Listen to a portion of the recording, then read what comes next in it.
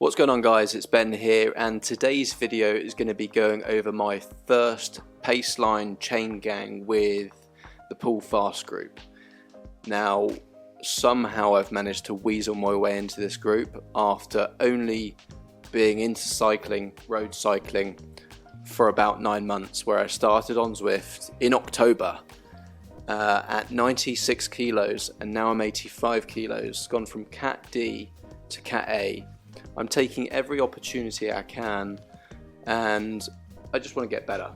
And that's what this day was about, was joining a fast outdoor ride where I could really put myself to the test and try and gain some more skills. I'm trying to be like a sponge that just absorbs all the information I'm given, and ultimately I just want to get better and improve. And you'll see how long I managed to last. But don't stop watching, because there is a surprise later on in the video. But the weather was less than ideal. This weather is horrible.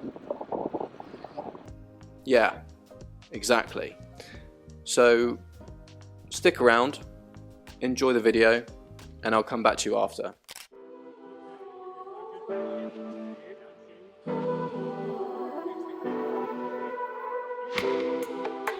Alright guys, so we're about 15 minutes in when we come to this first clip, and the reason why is because it was an absolute shock to the system and I could not just get behind the first guy there in front of me.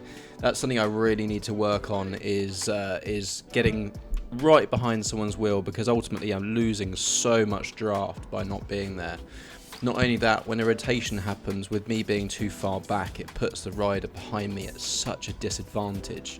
And I'm really hoping that they weren't pissed off at me for this, but this is my first sort of fast-paced chain gang Paceline, so you know I've got a lot to learn. In the wet, the amount of spray just really also caught me off guard as well, because you know there was no need for drinking any water because I was just drinking puddles from the road. Throughout the ride, I'm just trying to edge my way closer to the rider in front. At this point, I should have let this guy go in front of me, because there was quite a big gap there, but ultimately I didn't give the signal. Again, probably lack of confidence there, riding with some new people. But you can see I'm trying to get closer.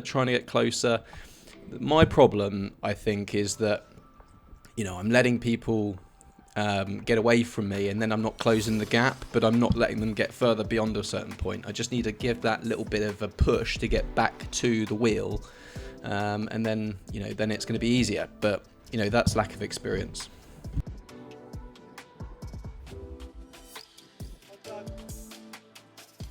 So at this point I'm really hoping that I didn't screw up this guy, because he'd just come off a pull. I couldn't hack it anymore, and I say I'm done, and then I just see the gap that he's got to try and close, and I was just thinking, oh, I've just done it again, I've just screwed someone over again. Well, that was relentless. Honestly. So let's just talk about my power numbers for the first section of this ride. We managed to last 23 minutes in total. The average speed for that was 40 kilometers per hour, which is 25 miles per hour. The average power was 305 watts, normalized power of 323 watts. That is a lot more than I've ever done outside, so we just need to put that in perspective. Overall, looking at the stats after the ride, I'm pretty happy with what I ended up doing. We're going to try again after Tour of Cotswolds. We're going to try again, and we're going to hang on definitely for longer than 23 minutes. We're going to know what to expect. We're going to do better, and that's just the way it is. I'm a broken man.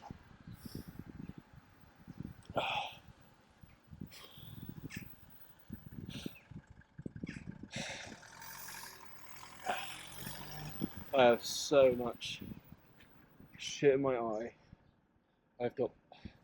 I've swallowed probably a litre of water from the road,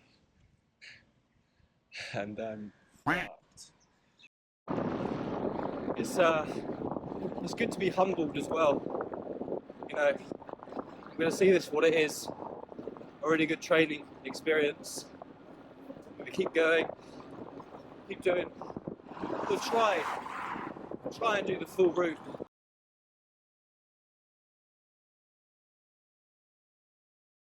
Great news! We managed to catch the group again on the way back, and this time, because they have done a load more work, because I was just chilling by a stream and they were all doing another hour's worth of work, maybe 45 minutes or so, I was fresh again, and I could actually stick with them. So, you know, I managed to learn from the mistakes that I did. The weather wasn't so bad on the way back as well, so I wasn't getting sprayed in the face so much. And, you know, I think I did pretty well on the return journey. I think it was probably another half an hour stint. I don't know what the power numbers were for the return journey. You can see I'm getting much closer, and you know, because the rider in front here, I'm tending to stick. You know, he was giving me loads of pointers, really appreciate it. You know, he was giving me confidence that, you know, you can see as soon as I get to the front there, I pull off, and you know, I just let them go through. You know, maybe I did it a bit too early, but I know my limits. I needed to be baggage at the back of there, which we find out later.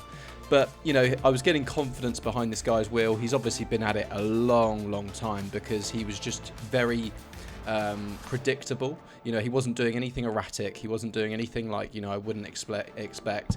At this point, he was suggesting to me that this guy should come in, and I didn't I picked up the signal, but I didn't follow through with it at the time. And in hindsight again, but this return leg was so much better for me than the start point, because the first 5 minutes of the start of the chain gang was relentless. Now, it wasn't my best 5-minute power, it wasn't my best 10-minute power. You know, it was nowhere near it, but we're pushing numbers outside that I've never done before, in positions that I've not done before. It's incredibly like more aero position that I'm holding outside, because that actually matters, and it's just different for my body to get used to. So we're just coming through the pace line here, and this is my final pull through, and you can see as soon as I come through, I give the signal. I do it too early. I possibly make the guy behind me lose too much speed, and then you can see the result of that. He didn't get back on quickly enough, and I made him sprint to get back on. I don't know whether that was me. I don't know whether he was just, you know, he did quite a long pull at the end there, which wasn't shown in the clip, but whether that was me causing that, or whether yeah, I'm not entirely sure, but if it was, I apologize. I just need to allow people a bit more time. If I'm coming through and off straight away, I need to allow people a bit more time to pull back slowly and not sort of make them break as I'm coming to the right. Oh, it's just when you come off the end, like come off the front, I just can't get back on. So when it's like that, right, don't go through the pace line, so go backwards, right? So you're on the back, yeah, you're floating, yeah. When the other guy comes, is that where your hand signal went?